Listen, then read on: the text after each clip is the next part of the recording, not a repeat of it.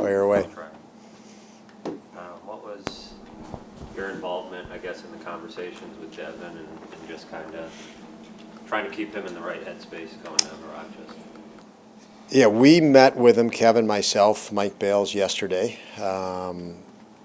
to share our thoughts on where he's at presently, what he's been able to do, which is a significant, lots of positives from the time we signed him to he came in last year to all the way till today. Lots of positives and excitement for not only how well he's done, but his potential.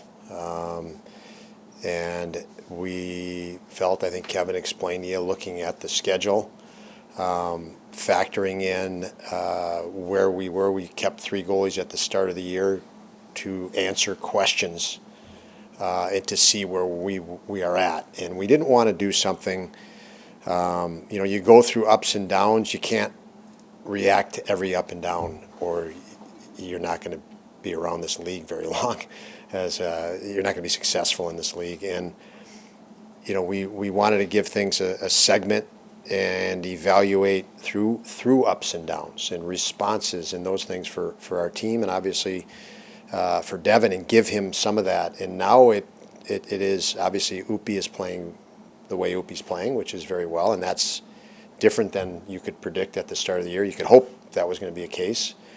And then you combine that with where we're at with the schedule and where Rochester is with the schedule.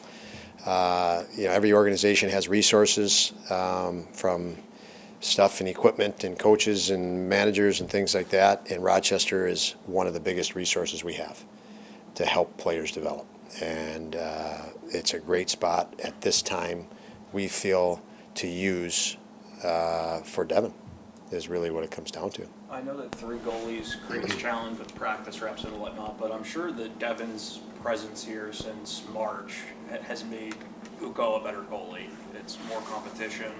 So with the decision to give Devon development time in Rochester, did you guys see signs over the last few weeks or even since the start of training camp that Ukko can be that self-motivator and that Eric will push him, because he's still a young goalie too and needs to have that, that push?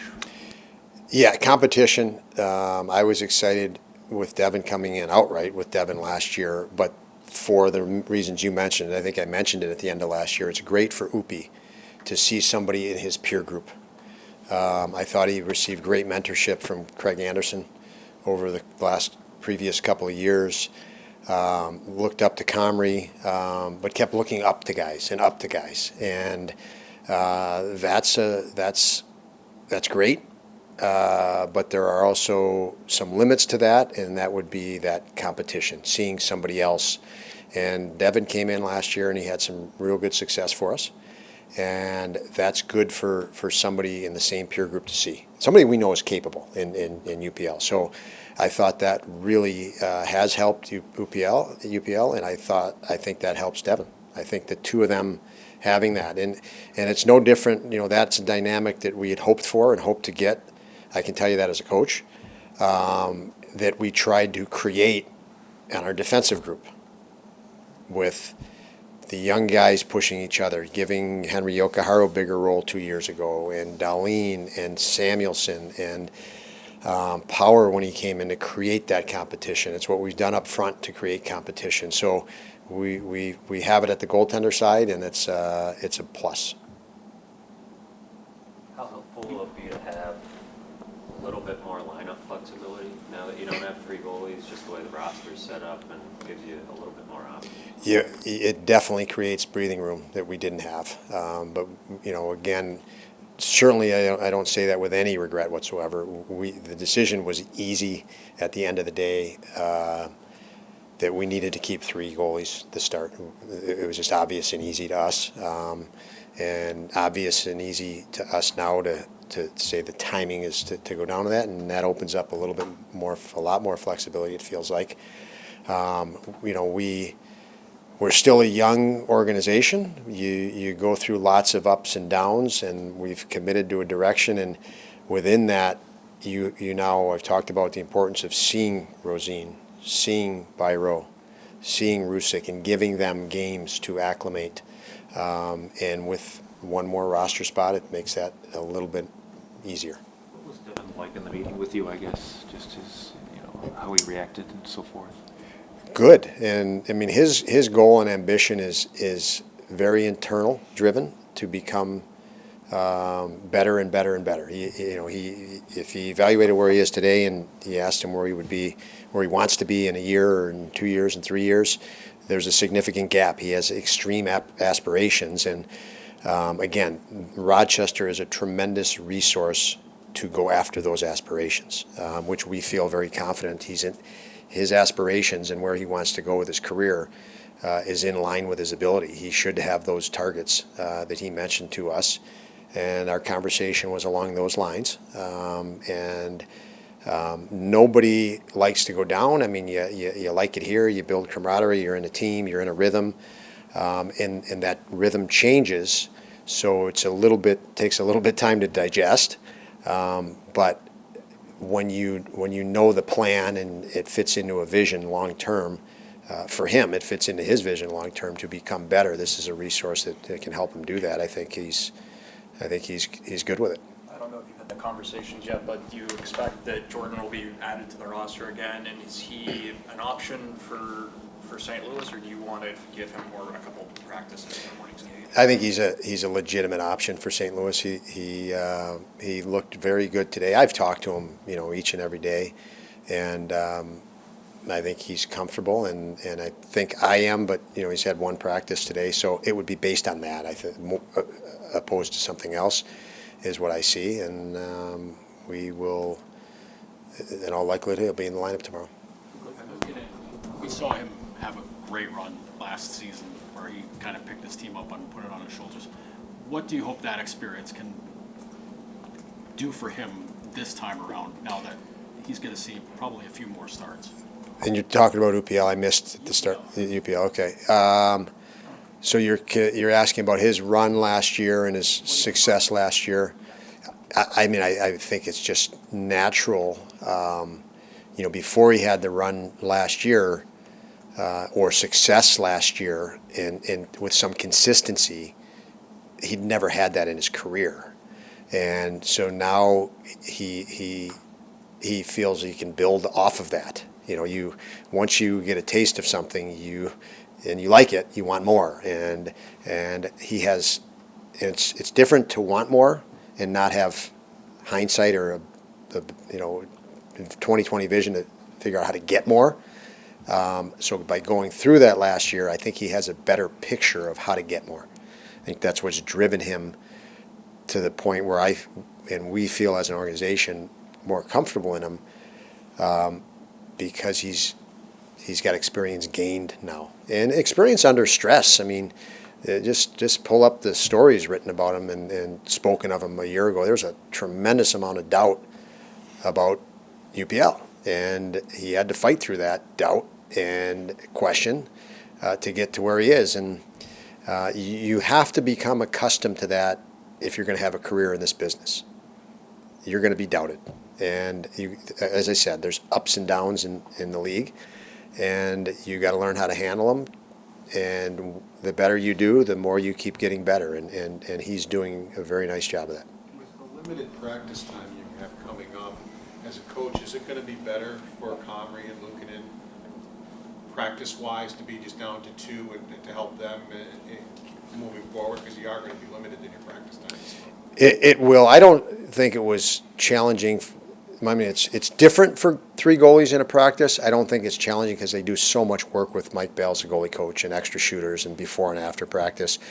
But no question, the practice itself, if you're out there 25 minutes, to just have your own net for 25 minutes is very nice.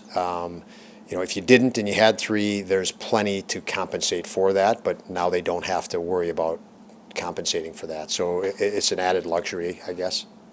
So Luukkonen probably never looked more confident in the crease in the NHL. Just when he's in that crease, what do you see from him? How do you see that confidence translate, I guess? Reading plays. Everything in a game is a situation, and you pick up patterns. And the more you're in the game, the more experience you have, the more easily you pick up patterns and consistencies within situations. And you see him settling into that now. So even the miraculous save the other day he made, he knew before, okay, there's a guy over there, and I'm going to have to do this if it goes over there. He already knew ahead of time the potential scenario that could happen, and he was so much better prepared for it that you saw athleticism. You didn't see surprise, and then reading it a second time, reading one play and thinking this is the only option to make a save this way, he knew, okay, there's a potential that way as well. In that he's been in that situation over and over. He knows players can make that play. He knows, our coverage should be there, but this particular case it's not. He's reading those things, and you can't get that without rep after rep and commitment to studying it. And so we're seeing that, and now you're going to see his athleticism a bit more, and he's in better shape year by year. He's changed his body comp a little bit to move at a better pace, and it's just an accumulation of he's gone the right direction, an accumulation of day after day after day, and he'll keep doing that because his habits are good. It's only been a couple games, but how do you think Kulik and Roseanne have adjusted, or how do you think, how do you evaluate how they've done over a couple games? I think they've both done great. It's a dramatically different situation than when Krebs and Cousins and Thompson and Middlestead and Peterka and Quinn came in. We were a different organization then that needed young guys. We'd moved out lots of older guys and had an opportunity to just let people play. And now you go into those games and it's win now. And every decision you make as a coach now is different than, getting guys experience. So they've had to come in under greater demand. And I think they've been very well prepared for it. I liked both their games, but our team was awful in New Jersey. And that's obvious. We weren't ourselves, and those guys came in and I thought played solid in that game. And then Rosine was good again the other night. Byron was called. What was, is there a roster move going the other way with that? Just Levi. So the spot that opened up with Levi, we used for that. We'll have to make another move to add Greenway when he gets the clearance, which should happen shortly as well. Kevin mentioned the compete level hasn't been consistent enough. I know you've brought that up. Kyle's brought it up. Where are you at, I guess, just in the process of figuring out how to get that to where it needs to be night after night? Well, I would say you'll never not have that You'll never solve that problem of compete, because there's another $80 million payroll against you. And it's night to night. There's different compete levels. Sometimes you flick on the TV and it's a low compete game for both teams. And the next night the barometer's high. And if you think about a marathon, and this is no excuse, because you have to elevate and find ways to win, even when you don't feel good. I think for us, when we don't feel good and we don't feel an A game, we don't know how to play a B game yet. And we're trying to I don't want to say learn that, trying to find that, to figure that out. So there's certain things you can do on a Friday night that if you play back to back on Saturday night, you're not going to feel good. Maybe that puck just has to go deep, or maybe you get off after 30 seconds, or keep this situation under control and don't press. So, and that would show then in, you'd say, okay, boy, they didn't compete. But yes, compete is at the foundation of everything in this league. And so no matter how much skill you have, the foundation has to be compete. And it's different than work ethic. Work ethic is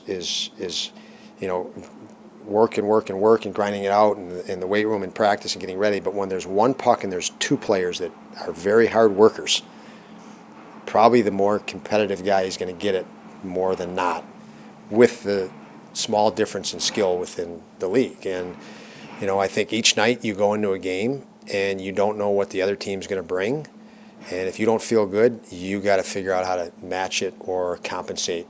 And that's something that I think every team in the league struggles. It's why there's so many teams right around 500 that are talented teams in our league. They're, it's a challenge you have to deal with every night. That would be how you figure it out.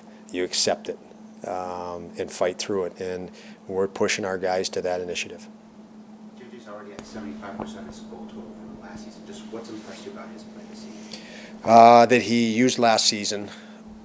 JJ used last season to help him prepare for this season. He had the hindsight of last season, and we challenged him pretty hard at the end of the year. It was pretty critical to him, and said this is a big summer. I went as far to tell him that last year you had a spot, and that spot was a lot to do with the fact that you were a rookie.